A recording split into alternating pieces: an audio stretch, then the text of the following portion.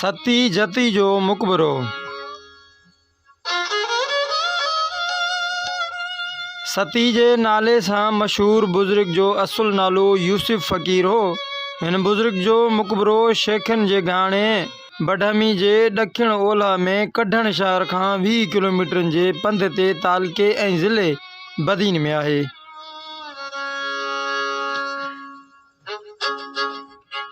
सामूंडी चाड़ पिण हितां खां थोरे फ़ासिले ते आहे। हिन लाइ मशहूर आहे त हिन सॼी जमार शादी न कई।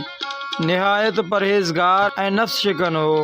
संदसि परहेज़गारी ऐं तक़वा सबबि मथसि नालो ई सती जती पियो। मियां ग़ुलाम शाह कलोड़े अक़ीदत विचां मथसि मुकबरो अॾायो हो, जेको कुझु वक़्तु अॻु ज़बून हाल थी वञण करे ड्रही वियो।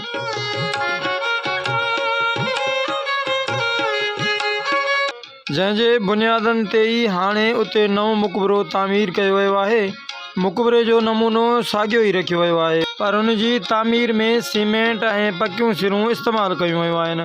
मुकबरे जे चौधारी सीमेंट सां पलस्तर थियल पकियुनि सिरनि जी नंढी दीवार जो अहातो ॾिनो वियो आहे।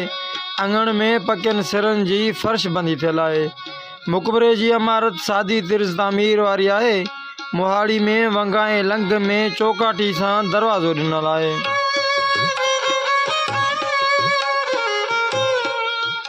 ॿाहिरां चारई पासा सीमेंट सां लतल आहिनि। ॿीड़ बने ते कुंगरियूं ऐं चइनी कुंडनि ते नंढा थंभ ठाहे उन्हनि ते नंढा गुंबज़ड़ा ठाहिया विया आहिनि। छित ते गोल गुंबज़ आहे। मुकबरे ते कंहिं बि क़िस्म जो जिनसार या रंग रोगन कयल नाहे। अंदर मार्बल जी फर्शबंदी सां थल्ले ते 2 मज़ारूं मौजूदु आहिनि, जन मां हिकु मज़ार बुज़ुर्ग सती जती जी ऐं ॿी मियां वाल तहरीक जे अहम शख़्स तॻे फ़कीर जी आहे। मुकबरे जे भर में ख़ुलासो मैदान आहे, जिते चङी ख़ासी एराज़ी में पकियूं सिरूं ऐं इंसानी हॾा पकड़ियल नज़र अचनि था।